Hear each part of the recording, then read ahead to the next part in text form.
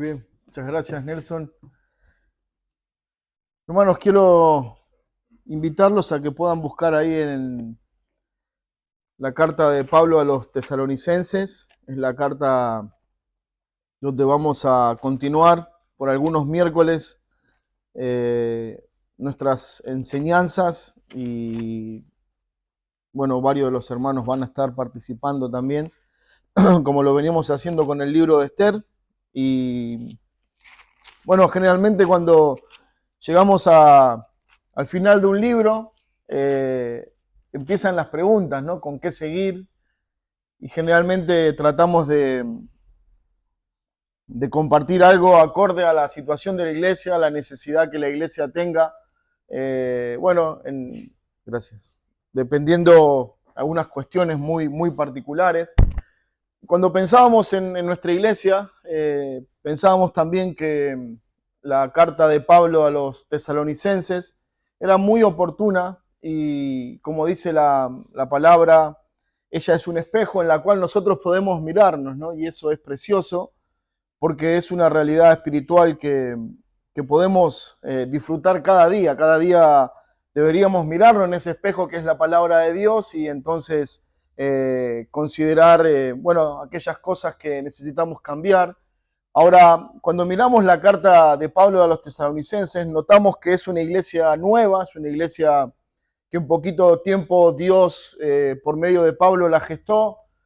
No lo vamos a hacer hoy, pero les recomiendo que puedan estar leyendo en el libro de Hechos, capítulo 15 hasta el 17. Ahí un poco nos resume toda la historia de cómo Pablo llega a Macedonia, a Tesalónica, y ahí comienza en semanas una iglesia enorme, una iglesia que muchos dicen era la alegría del corazón de Pablo, ¿no? Y a diferencia de otras iglesias a las que él escribe, es una iglesia que no hay un problema de pecado muy serio, no hay una situación doctrinal a la cual él tiene que, bueno, atender. Es una iglesia que la que él comienza reconociendo, alabando y animando a seguir adelante. Es una iglesia joven, es una iglesia que tiene mucho camino por recorrer y tiene muchas cosas en las cuales nosotros debemos mirarnos, ¿no? Y eso es lo que vamos a considerar en esta noche con la ayuda de Dios a partir del versículo 1 hasta el 4. Vamos a leer hasta el 4, pero no creo, hermanos, que lleguemos a ver el 4, así que seguramente nos quedemos ahí en el 3, pero leamos como primer medida el versículo 2 de Tesalonicenses 1. Dice, damos siempre gracias a Dios por todos vosotros, haciendo memoria de vosotros, en nuestras oraciones. Bueno, estas son las hermosas palabras que Pablo eligió, que el Espíritu Santo lo guió a escribir aquella carta. Ustedes recuerdan, en la antigüedad no había un papel como nosotros conocemos hoy, no había mail, no había mensaje de texto. Para hacer llegar una carta a alguien se escribía en un papiro, en un rollo, que se abría en una mesa y se escribía ahí. Luego ese papiro se enrollaba, se sellaba y en uno de los lados se ponía, bueno, el remitente, ¿no? Pablo. Y es así la carta que llega a los hermanos y ellos abren esa carta y comienzan a leer estas hermosas palabras. Hermanos, damos gracias siempre a Dios por ustedes. Imagínense la alegría que estos hermanos sintieron por recibir esa carta del apóstol Pablo, alguien que los había acompañado ay, qué laguna, en el momento de la formación de la iglesia. No era no era la palabra. En el proceso, ahí está. Muy bien. La edad no viene sola, dice. Muy bien, en ese proceso Pablo fue el que compartió el evangelio, fue el que los acompañó y luego por causa del evangelio, de la persecución por el evangelio tuvo que irse. Si ustedes me acompañan por un momento ahí a Hechos, el capítulo 17, vamos a ver cómo Pablo tuvo que salir prácticamente huyendo porque corría peligro su vida. El versículo 4 del capítulo 17 de Hechos dice: Bueno, el 3 dice, declarando y exponiendo por medio de las Escrituras que era necesario que el Cristo padeciese y resucitase de los muertos, y que Jesús, a quien yo os anuncio, decía él, es el Cristo. Algunos de ellos creyeron y se juntaron con Pablo y con Silas, y de los griegos piadosos, gran número, y mujeres nobles, no pocas. Entonces, los judíos que no creían, teniendo celos, tomaron consigo algunos ociosos, hombres malos, y juntando una turba alborotaron la ciudad y asaltando la casa de Jasón procuraban sacarlo al pueblo. Pero no hallándolos, trajeron a Jasón y algunos hermanos ante las autoridades de la ciudad, gritando, estos que trastornan al mundo entero también han venido acá, a los cuales Jasón ha recibido, y todos estos contravienen los decretos de César, diciendo que hay otro rey, Jesús. Y alborotaron al pueblo y las autoridades de la ciudad, oyendo estas cosas, pero obtenida fianza de Jasón de los demás, lo soltaron. Inmediatamente, versículo 10, los hermanos enviaron de noche a Pablo y a Silas hasta Berea, y ellos, habiendo llegado, entraron en la sinagoga de los judíos. Bueno, capítulo 16 nos cuenta la historia de, bueno, que Pablo es encarcelado a causa de que, bueno, hay una joven que tiene el poder de adivinación, comienza a perseguir a Pablo y comienza ahí a molestarle, podemos decirlo de alguna manera, y él, bueno, saca el espíritu de esa joven y corta la fuente de ganancia de algunas personas, y estas personas lo denuncian, y comienza ahí todo un gran problema donde Pablo termina encarcelado. Curiosamente termina encarcelado en esta cárcel donde está el hombre, el carcelero de Filipos, y donde hay un terremoto y todos piensan, el carcelero piensa que se han ido y va ahí a suicidarse, y Pablo le dice desde el fondo de la prisión, no te hagas daño, acá estamos. Y él se acerca, cura las heridas después de que ellos fueron golpeados, y Pablo comienza a predicar el evangelio, y ahí, bueno, el Señor comienza a obrar. Luego lo vemos como Pablo dice, versículo 3 de Hechos 17, que él estuvo exponiendo por medio de las Escrituras que Cristo era el Salvador, el Mesías que ellos esperaban, y se genera un gran alboroto al punto que Pablo tiene que escapar de la ciudad. Pero la obra que Pablo había comenzado, que el Señor había comenzado a través de Pablo, dio como lugar la iglesia en Tesalónica. Esta iglesia comienza a través del ministerio del apóstol Pablo, de Silas, de Timoteo, y ahí Pablo, bueno, ya lejos de la ciudad, decide escribir esta carta y comienza con estas palabras. ¿Qué palabras? Bueno, la que leíamos en el versículo 2, damos siempre gracias a Dios por ustedes. Bueno, hermanos, este versículo nos lleva a preguntarnos si nosotros estamos agradecidos con Dios. Pablo les expresa a ellos, y lo vamos a ver ahora en detalle, cuál es la razón y el motivo por el cual Pablo está agradecido a Dios por los hermanos. Pero la pregunta es en esta noche un poco a nosotros, entender si nosotros estamos agradecidos con Dios. Pablo va a destacar que la razón de su gratitud para con Dios es a causa de los hermanos, es a causa de ver la obra prosperando, es a causa de ver el Espíritu de Dios salvando, restaurando vida, transformando vidas. Y dice Pablo, veo sus vidas, veo su testimonio, y eso es un motivo de agradecimiento para con Dios. Indudablemente, estos hermanos de Tesalónica también estaban agradecidos con el apóstol. Seguramente estaban agradecidos porque les guió a conocer a Cristo, pero esa gratitud que ellos manifiestan, que Pablo está destacando, señalando, es una característica propia de los hijos de Dios. Dice Pablo, yo estoy agradecido a Dios porque veo en ustedes verdaderamente la obra del Espíritu de Dios. Veo en ustedes, hijos de Dios, viviendo como deben vivir, ¿no? Bueno, Pablo está dando gracias a Dios por la obra que va llevando adelante en los hermanos, por el testimonio que ellos tienen. Si ustedes me acompañan, volvemos ahí a Tesalonicenses, el capítulo 1.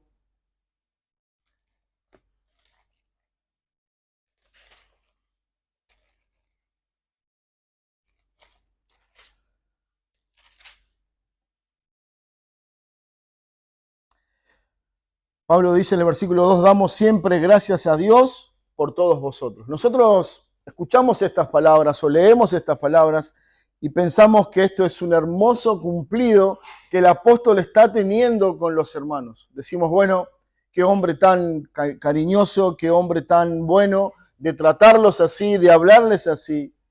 Pero la pregunta es, ¿por qué Pablo está agradecido? Bueno, lo decíamos recién, por el testimonio de ellos. Bueno, cuando leemos este capítulo vamos a notar que la gratitud de Pablo es por el testimonio de los hermanos. Dice, hermanos, yo veo sus vidas y me produce tanto gozo, tanta gratitud que alabo a Dios en ustedes. Bueno, esta es una iglesia joven, tiene poco tiempo de vida, de existencia, y Pablo escribió a esta iglesia, bueno, señalando un reconocimiento como este que leemos en el versículo 2. Esta es una iglesia fiel, una iglesia comprometida, una iglesia que está dando un hermoso testimonio del Señor, su obra en ellos, su devoción en ellos. Lo que Pablo está viendo encierra no solamente los efectos redentores en una persona. Lo que vamos a ver en un momento más, hermanos, es que un verdadero cristiano no solamente va a ser el motivo de gratitud en otros, no solamente cuando el Señor está en mi vida, cuando el Señor me salva, el vivir en Cristo me va a llevar a ser de alegría y de gozo a otros, sino que vamos a ver algunas características que ellos tienen y que Pablo está destacando. Por eso decía al comienzo, este pasaje, este libro va a ser un espejo para nosotros. Ese es el propósito de las Escrituras, mirarnos para ver si estamos caminando como lo que el Señor está esperando de nosotros. Bueno, no solamente ellos están agradecidos, no solamente tienen buenas intenciones, sino que ellos están viviendo una vida consecuente a la fe que tienen en Cristo. Bueno, rápidamente, algunos detalles de esta carta. El autor y el destinatario, bueno, Pablo siempre se presenta, versículo 1 dice, Pablo, Silvano y Timoteo a la iglesia de los tesalonicenses en Dios Padre y en el Señor Jesucristo. Gracia y paz sean a vosotros de Dios, nuestro Padre, y del Señor Jesucristo. Bueno, generalmente se genera una controversia por encontrar en el primer versículo donde dice Pablo, Silvano y Timoteo. Algunos comentaristas dicen, bueno, esta carta fue escrita por estos tres hombres, por eso Pablo lo estaba mencionando, por eso Pablo los está poniendo ahí en el encabezado de la carta para que todos sepan, estos también fueron parte. Lo que Pablo está haciendo es lo que hace cualquier siervo humilde, está reconociendo a sus hermanos. Estos dos hombres, Silvano y Timoteo, fueron los que lo acompañaron en el viaje, en este segundo viaje misionero que Pablo está llevando adelante. Antes su compañero fiel era Bernabé. Capítulo 15 nos dice que Pablo y Bernabé tuvieron una diferencia y se separaron. Quien reemplaza a Bernabé es Sila, luego Timoteo se suma al equipo de Pablo y comienzan esta travesía de ir por todos lados predicando el Evangelio. Lo que Pablo está haciendo es reconociendo a estos hombres.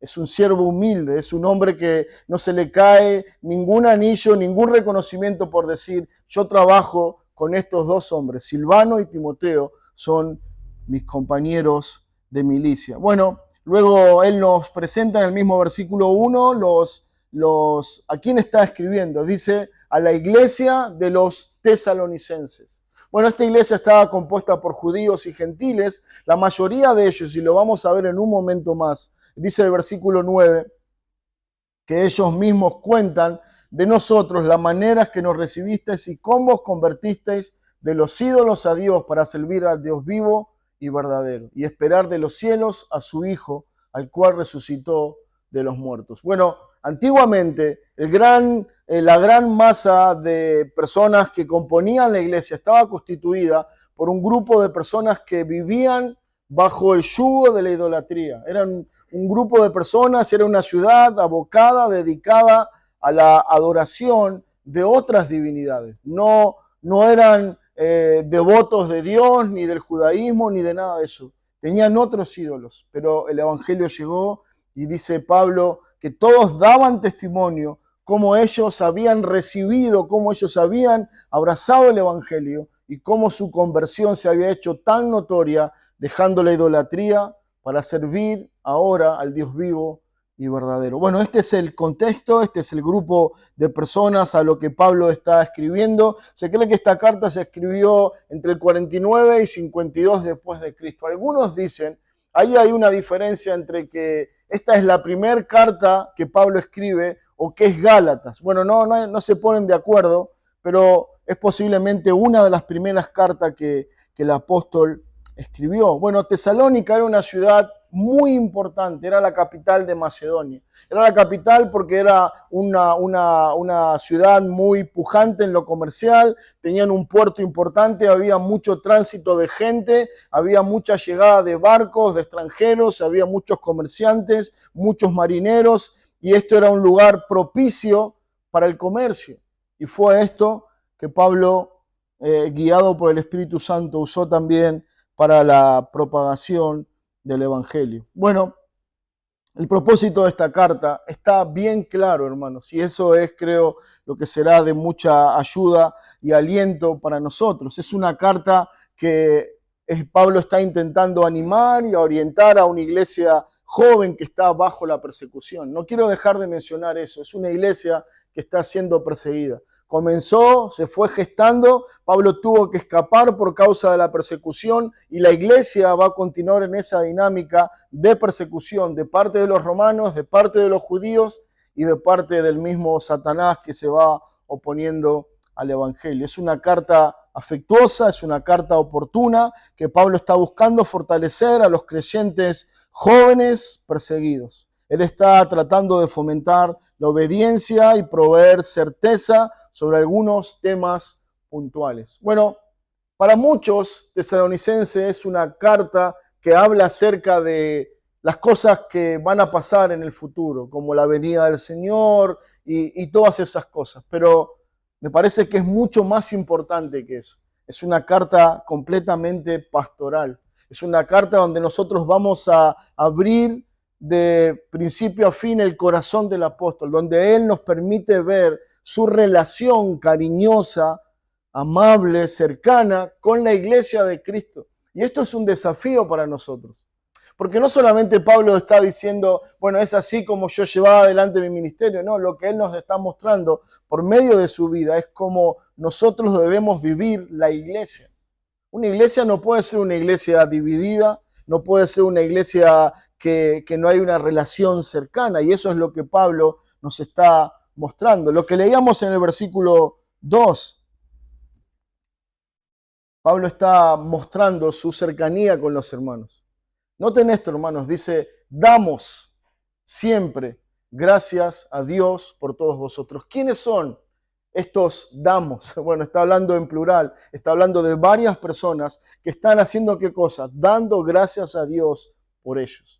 Bueno, posiblemente algunos atribuyen a que esto está refiriéndose a Silvano, a Timoteo y a algún otro que era partícipe de esas reuniones donde se programaba cómo se iba a seguir. Algunos, cuentan que Timoteo fue el enviado de Pablo y que Timoteo fue el que volvió con estas noticias que Pablo está agradeciendo a Dios. Y mientras Timoteo iba contando todo lo que estaba pasando en esta iglesia creciente, seguramente se tomaron un tiempo los tres hermanos, Pablo, Silvano y Timoteo, para orar a Dios y para decir, Señor, te damos gracias por estos hermanos.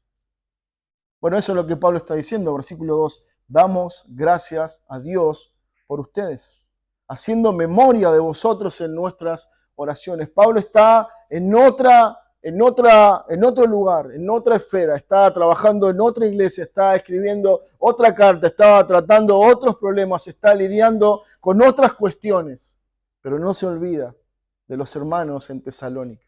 No se olvida, los tiene presente, los tiene en su corazón, los tiene en sus oraciones, los tiene como el motivo de su gozo y de su gratitud a Dios. Por eso dice Pablo, damos siempre, todo el tiempo, gracias a Dios por ustedes. Hermano, esto nos lleva a preguntarnos, ¿hay en tu iglesia alguien que es el motivo de gratitud a Dios? Y no me estoy refiriendo porque es la persona más cercana, porque es la persona más cariñosa, porque es la persona más pendiente de tus cosas, de tus problemas, de tus necesidades. Me refiero si hay entre tu iglesia una persona que te edifica, que te exhorta, que te anima a poner los ojos en Cristo.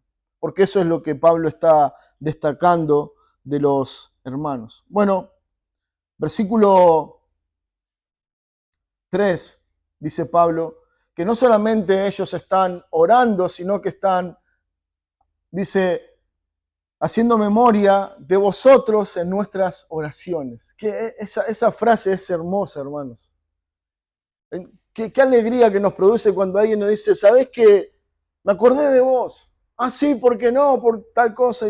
Y uno, bueno, se pone contento, se siente bien de que alguien lo tenga presente. Pero Pablo dice, no solamente me acordé de vos por un momento, sino que siempre que estoy orando a Dios, no solamente se refiere a ese tiempo grupal donde ellos estaban orando, sino posiblemente en la oración privada. Pablo a solas con el Señor está orando, está trayendo a su mente, a su memoria, dice él, sin cesar. Bueno, Pablo es el que nos enseña la necesidad de orar siempre sin desmayar, la necesidad de orar sin cesar. Bueno, todo el tiempo Pablo está orando y dice, me estoy acordando de ustedes. Esto, hermanos, es un tema que nos desafía, que nos golpea el corazón, porque la pregunta es, ¿cómo puede ser que Pablo oraba por estos hermanos todo el tiempo y yo no puedo orar por mis hermanos algunos días, en algún momento de mi día, de mis oraciones? Versículo 3 dice, acordándonos sin cesar delante de Dios y Padre nuestro de la obra de vuestra fe, del trabajo de vuestro amor y de vuestra constancia en la esperanza en nuestro Señor Jesucristo. Bueno, Pablo está hablando de que él está dando gracias a Dios. La pregunta es, versículo 2 dice, damos siempre gracias a Dios por vosotros. Bueno, esta expresión refleja un sentimiento de afecto por ellos. Bueno, no cabe duda que tanto Pablo como los hermanos están agradecidos a Dios por ellos. Bueno, esta palabra agradecer está en tiempo presente. Como lo leíamos y como lo decíamos recién, esto indica que no es que por algún momento ellos oraron y dieron gracias a Dios, sino que dice continuamente en cada oración que hacemos, ustedes vienen a nuestra memoria y ustedes son el motivo de nuestra gratitud a Dios. La acción de gracias es una expresión de reconocimiento. Ellos los están reconociendo y dice, hermanos, les damos gracias a Dios por sus vidas. Bueno, versículo 3, Pablo expresa 3 virtudes en los hermanos: fe, esperanza y amor. Hermanos, fe, esperanza y amor son características del Hijo de Dios. Fe, esperanza y amor son las características de un corazón redimido, y esas son las 3 cosas que rápidamente veremos en esta noche. Los creyentes en Tesalónica eran personas que manifestaban la fe, la esperanza y el amor. Es lo que Pablo está diciendo en versículo 3. Siempre que me acuerdo de ustedes, me acuerdo de esto. Me acuerdo de tu fe, de tu trabajo y de tu amor y de tu constancia, en la esperanza de nuestro Señor Jesucristo. Hermanos, este versículo nos va a llevar cuál era la conducta de estos hermanos, cuál era la dinámica de la iglesia.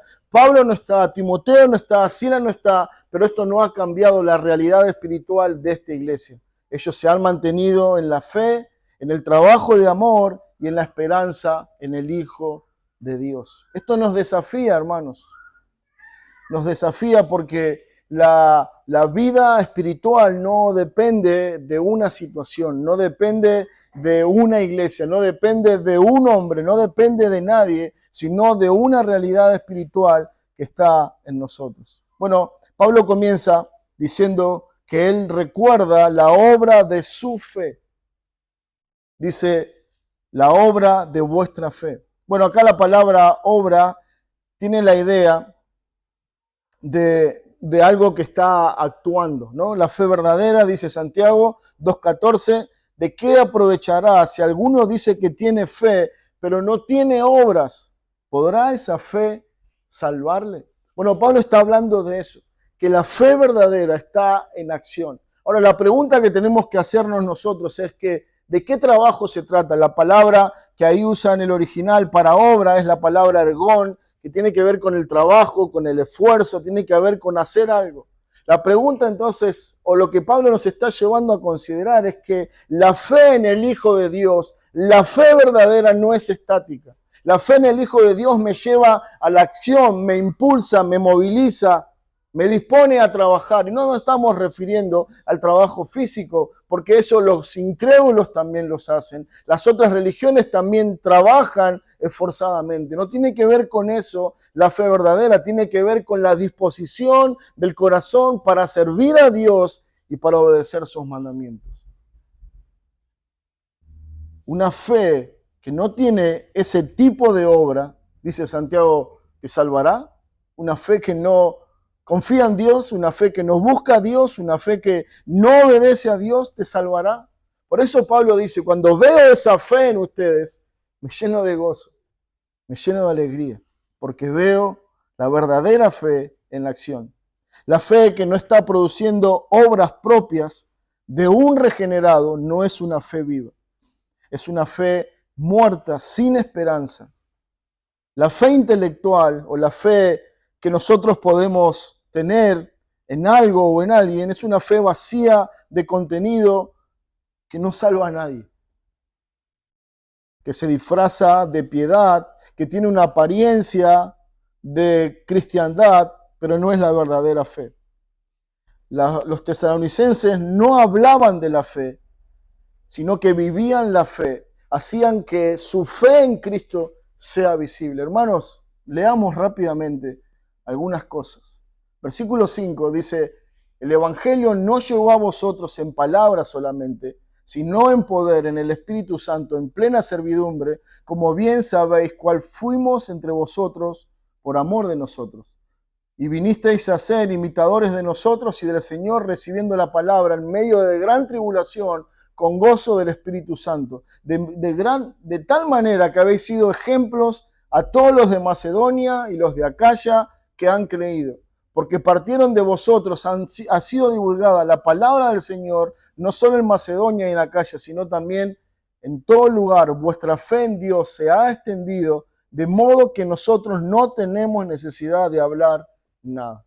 Ellos no solamente dijeron, sí, creemos en el Señor Jesús, si somos parte de la iglesia, no, es una fe que los impulsaba a predicar el Evangelio, que los impulsaba a dar testimonio, que los impulsaba a vivir en santidad, que los impulsaba a obedecer la verdad de Dios. Y todo el mundo comenzaban a ver a estos hombres que estaban entregados a la idolatría, a los sacrificios y a un montón de cosas paganas. De repente algo pasó en sus vidas que lo cambió. Y todos se preguntaban, ¿qué es?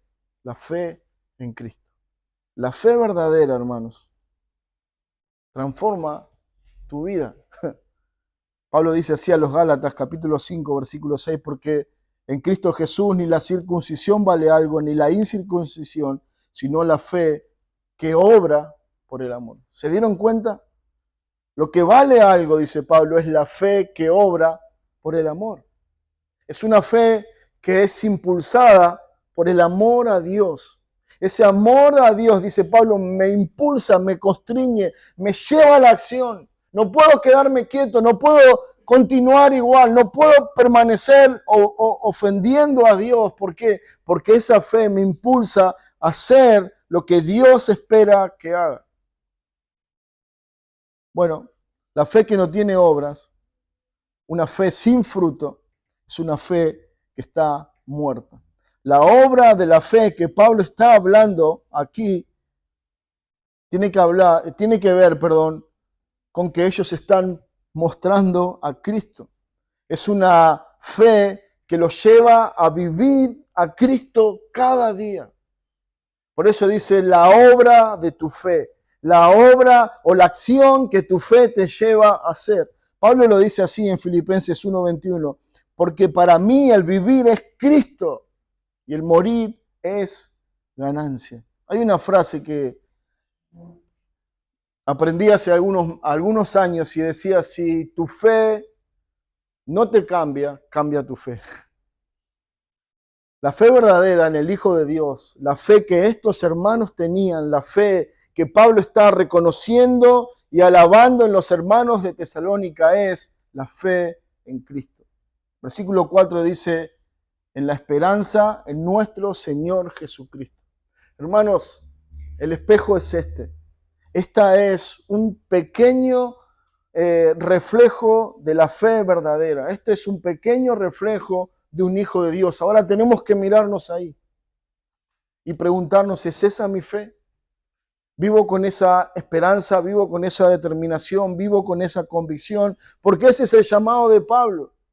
El llamado de Pablo, el llamado de Dios a través de Pablo a nosotros es, consideren y examina. Pablo escribe a los Corintios en la segunda carta, capítulo 13, versículo 5, dice, examinaos a vosotros mismos, ¿qué cosa? Si estáis en la fe. Es la prueba. Es la manera de cotejar si somos verdaderamente hijos de Dios, porque esa fe verdadera no me permitirá continuar igual, va a cambiar mi manera de pensar, va a cambiar mi manera de actuar, mi manera de vivir, mi manera de relacionarme con los demás. Voy a ser literalmente una nueva criatura creada en Cristo Jesús. Esa es la verdadera fe. Lo segundo que Pablo dice es que él reconoce y alaba a Dios por el trabajo de vuestro amor.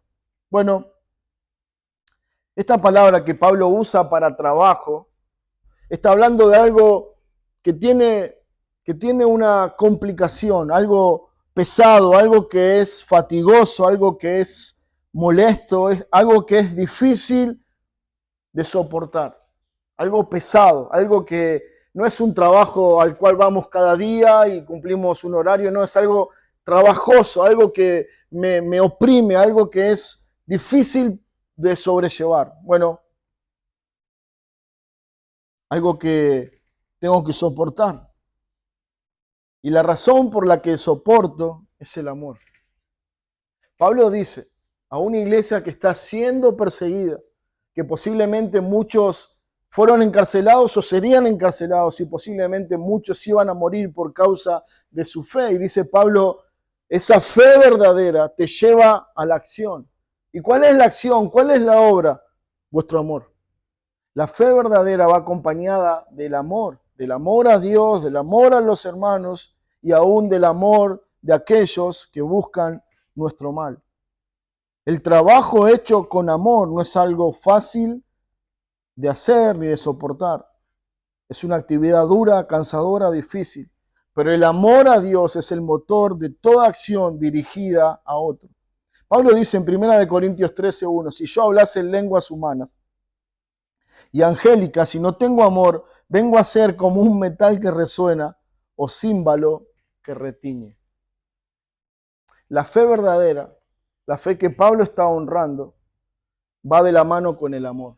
Ahora, ¿cómo yo puedo comprobar si verdaderamente estoy en Cristo? Porque amo.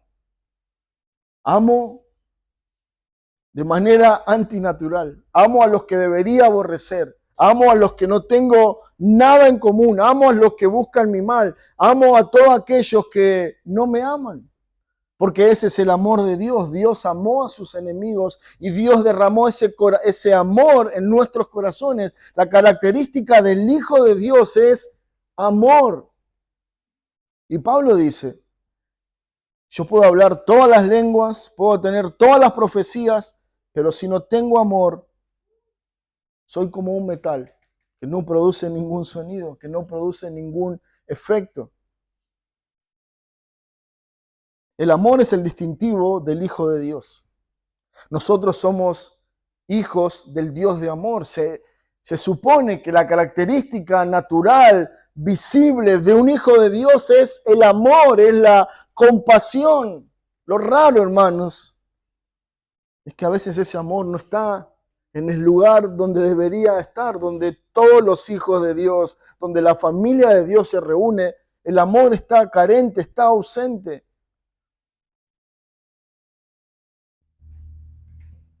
Generalmente el trabajo arduo, bueno, produce cansancio, produce desaliento, pero el amor de Dios que está en nosotros es lo que nos estimula y lo que nos ayuda a seguir adelante. Hermanos, ¿quién de nosotros no se ha desalentado? En algún momento, quizás ahora, quizás en el pasado, quizás en el futuro. Pero es ese amor de Dios que está en nosotros, es ese amor a Dios lo que nos alienta, lo que nos impulsa a seguir adelante, lo que nos moviliza a comprometerme con la iglesia, a venir a la iglesia, a congregarme, a estar con el pueblo de Dios. ¿Por qué? Porque esa fe verdadera se expresa en el amor a Dios, en el amor a su palabra y en el amor a los hermanos. Primera de Corintios, capítulo 13, versículo 4 dice, el amor es sufrido, el amor es benigno, el amor no tiene envidia, el amor no es jactancioso, no se envanece, no hace nada indebido, no busca lo suyo, no se irrita, no guarda rencor, no se goza de la injusticia, mas se goza de la verdad. Todo lo sufre, todo lo cree, todo lo espera, todo lo soporta. El amor cristiano tiene estas características. La fe verdadera se expresa en este tipo de amor. Pablo dice, oh hermanos, qué alegría. Cuando me acuerdo de ustedes, le digo a Dios, Señor, gracias por estos hermanos porque viven una verdadera fe y esa verdadera fe se expresa en su amor. Su amor por el Señor, su amor por la obra, su amor por el perdido, su amor por los enemigos. El amor es sufrido. Claro, nosotros tenemos humanamente un concepto equivocado de lo que es amar. Nosotros amamos lo que nos es fácil, lo que no es afable, lo que no es cariñoso, lo que nos es entrañable, pero dice el amor sufre, el amor es benigno, el amor no tiene envidia, el amor no se jacta, no se envanece, no hace nada indebido, no busca lo suyo, no se enoja, no guarda rencor, no se goza de la injusticia, sino que se goza de la verdad. Todo lo sufre, todo lo cree, todo lo espera. Esto quiere decir, hermanos, que nosotros vamos a poder comprobar si estamos amando de esta manera cuando comencemos a sufrir y amemos, cuando comencemos a ser bondadosos, benignos con aquellos que no lo son con nosotros, cuando no nos jactamos ni nos envanecemos en nuestro corazón, con nuestro orgullo, con nuestro recelo o lo que fuera, cuando no hagamos nada indebido, cuando hagamos lo que Dios nos manda. Pero todo esto nos golpea, porque estas cosas son las con las que lidiamos a diario. Estas son las cosas con las que nuestro corazón tiene que estar luchando día a día. Dice el Señor en el Evangelio de Juan, capítulo 13, versículo 35, que el mundo conocería que somos sus discípulos si tuviéramos amor los unos por los otros. Esto es terrible, hermanos, porque lo natural es que una familia se ame, esté cercana, sean pegados, estén unidos, pero el Señor dice, llegará un momento cuando será un testimonio que los que son mis discípulos se amen los unos a los otros. ¿Qué quiere decir esto? Que hay una posibilidad de que alguien diga, somos discípulos de Cristo, pero que no se estén amando. Que no se estén amando con este amor sufrido, benigno, que no se envanece, que no hace nada indebido para con el otro. El ejemplo supremo del amor es Cristo, quien teniendo todo el derecho, quien teniendo todo el ser reconocido como rey, que tiene todo el derecho de estar en el cielo y ser honrado, alabado, descendió a la tierra y se entregó en sacrificio por nosotros. Los hermanos en Tesalónicas estaban sujetos a dificultades, estaban siendo perseguidos por predicar el evangelio, por vivir ese amor en Cristo que estaba en ellos. Siempre el amor nos mueve a hacer lo que Dios nos manda. Pablo da gracias a Dios por los hermanos, por ese amor que los impulsa a una vida activa, de trabajo arduo y dedicado, siguiendo el ejemplo de Cristo. ¿Quieren saber cómo amar? Miren a Cristo. ¿Quieren saber si estamos viviendo bien nuestra fe en Cristo? Debemos preguntarnos, ¿estoy amando como Cristo? ¿Estoy entregándome como Cristo? ¿Estoy dándome como Cristo se dio por mí? Porque ese es el ejemplo. No una persona, no algún cercano a mí, no. El ejemplo siempre es Cristo. Y la vara está tan alta que nunca mi entrega, mi dedicación será suficiente. Sino que lo único que tendremos que decir es, siervo inútil soy, lo que se me ha mandado, eso hice.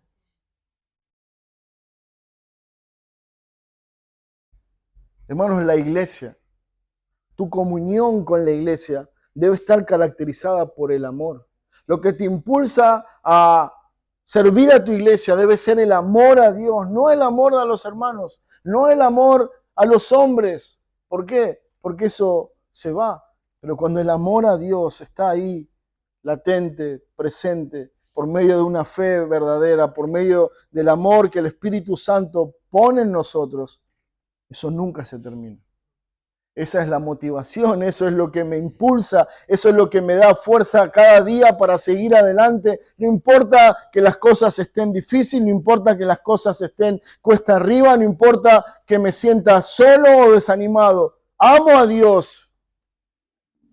Y eso se expresa en un servicio voluntario a mi Señor. Hermanos, ellos corrían peligro sus vidas. Ellos estaban a punto de ser encarcelados, pero a causa de ese amor por Cristo estuvieron dispuestos a seguir adelante. Tercer y último punto, dice Pablo, que él daba gracia por la constancia en la esperanza. Bueno, esta palabra tiene que ver con una paciencia o una perseverancia bajo presión. Están siendo presionados, recuerden, están en un contexto de persecución, están siendo ahí silenciados, encarcelados, pero ellos mantienen su constancia, se mantienen firmes, se mantienen perseverantes, están aguantando a pesar de la presión. Y no se trata de una fuerza física, se trata de esa fe verdadera, y se trata de ese amor a Dios y se trata de que Dios nos sostiene. No solo quiere decir que ellos están bajo una prueba, no solamente ellos están entregados a un contexto difícil, sino que ellos, a pesar de la situación, están viviendo su fe en el Señor. Dice, alabo vuestra constancia en la esperanza que es en Cristo Jesús, Señor nuestro.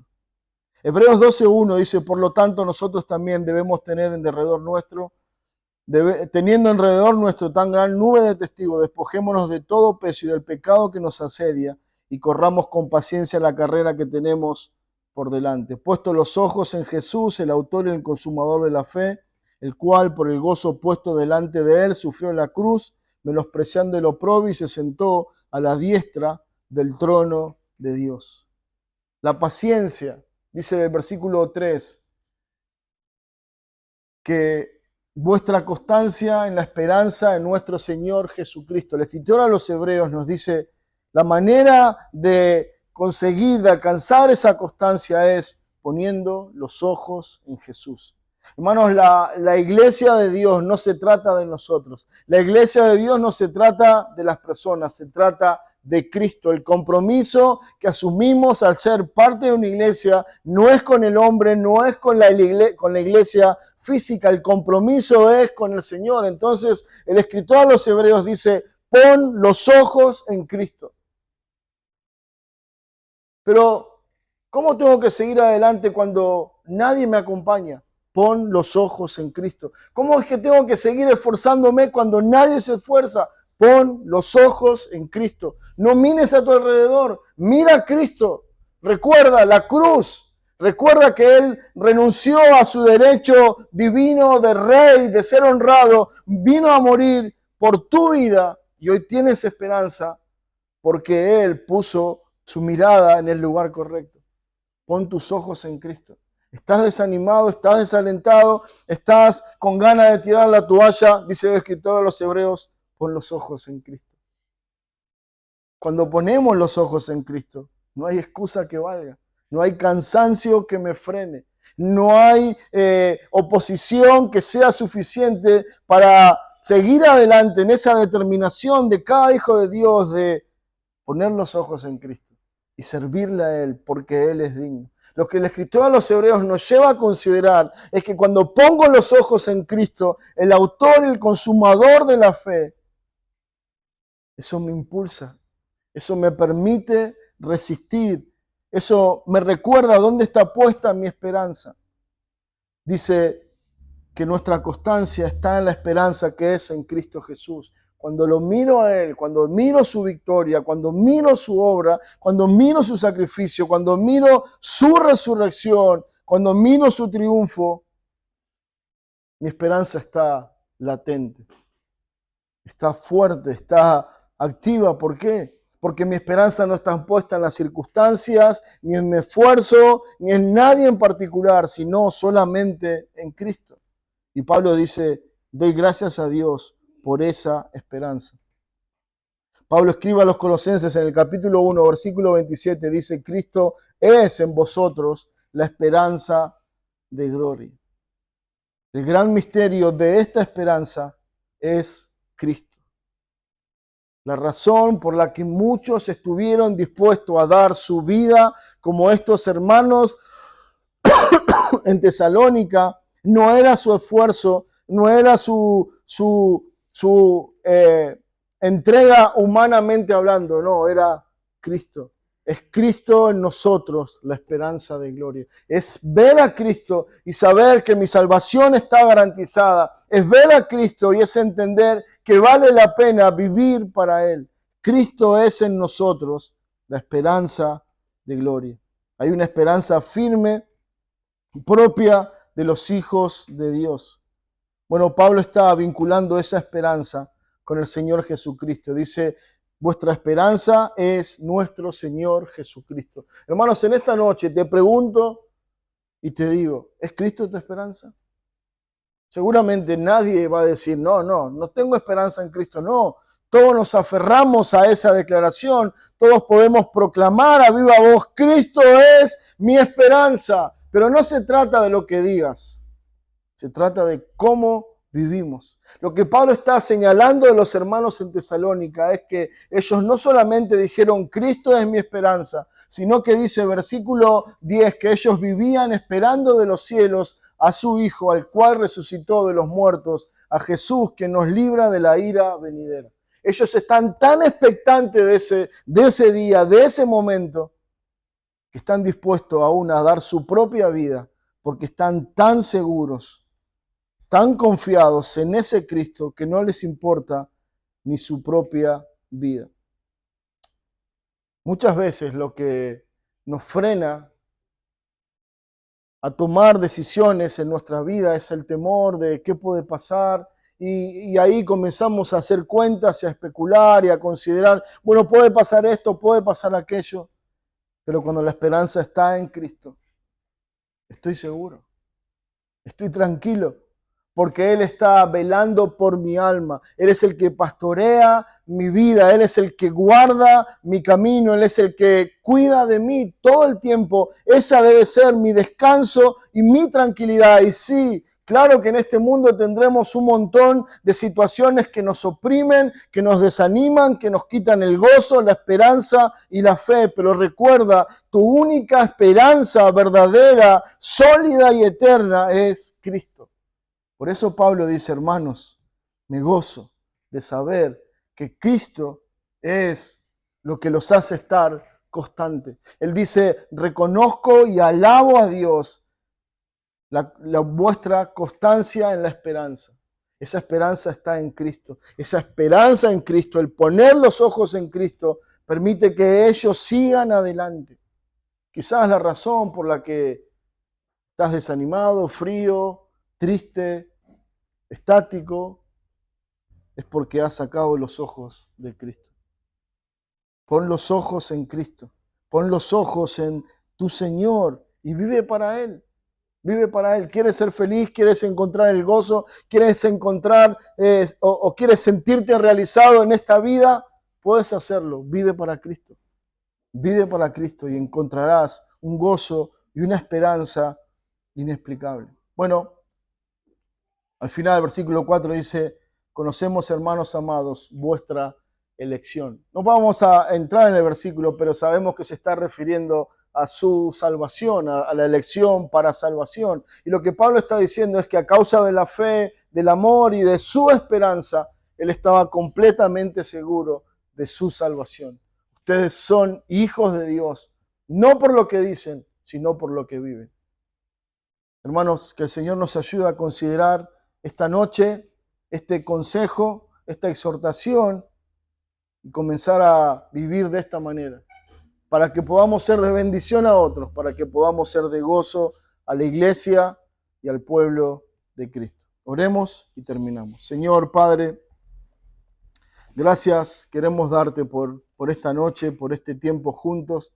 Gracias por cada hermano y por la disposición de venir a tu casa, a congregarnos, de estar juntos. Gracias por que podemos cada día que nos reunimos, que nos congregamos a abrir tu palabra, ser, Señor, examinados por ellas, iluminados. Y que en esta noche, Señor, no sea una noche más, sino que cada uno de nosotros pueda ser confrontado, animado, desafiado a poner los ojos en Cristo. Señor, Pablo daba gracias por los hermanos. Y esa gratitud, tanto de Pablo como de los hermanos, se expresaba en vidas comprometidas que proclamaban el Evangelio, que amaban a los perdidos y que servían al pueblo de Dios. Padre, si hay gratitud en nuestros corazones por ti, por el Evangelio, por la esperanza, por la salvación, ayúdanos a tener este tipo de agradecimiento. No un agradecimiento de palabras o de boca, sino un agradecimiento que se expresa en un compromiso, en una vida entregada, humillada ante ti, dispuesta para obedecerte, servirte y honrarte en lo que tú nos has mandado. Señor, Pablo estaba agradecido, que nosotros podamos tener este agradecimiento por la vida de otros hermanos, pero sobre todas las cosas agradecidos contigo y en esa gratitud entregarnos, Señor, para la gloria de tu nombre. Señor, tu palabra es tan poderosa, es tan incontenible, tu palabra es tan profunda, Señor, que llega a lo más lejos de nuestra alma y toca lo más profundo de nuestro ser. Y sin duda, todos nosotros necesitamos que tu Espíritu nos hable, nos enseñe, nos restaure, trate con nuestro corazón, trate con nuestras vidas. Señor, obra en tu iglesia, edifica tu pueblo, te lo pedimos en el nombre de Cristo. Amén.